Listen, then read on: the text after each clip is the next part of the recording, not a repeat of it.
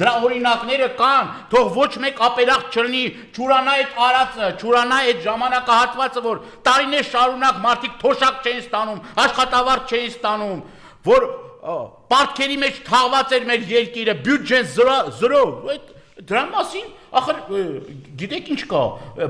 մարդկանց հիշողությունը շատ կարճ է, և ես ուզում եմ որոշ մարդկանց, ես ոչ բոլորի մասին եմ ուրեմն այդ գնահատականն տալիս, բայց մենք այդ ժամանակաշրջանում թռիչքային տնտեսական զարգացում ենք ունեցել և միջազգային արժութային հիմնադրամը և տարբեր ուրեմն միջազգային կառույցներ դա գնահատել են որպես վագրային թռիչք, ասենք այդ երկնիշ տնտեսական աճը հենց նենց չի եղել։ Մինչև հիմա այդ ճանապարհներով եք դուք երթևեկում, այդ թունելներով, այդ էստակադաներով, այդ կամուրջներով, որ կառուցվել է։ Դե որտե չգիտես ինչի Ռոբերտ Քոչարյանը չի սիրում դրա մասին խոսել,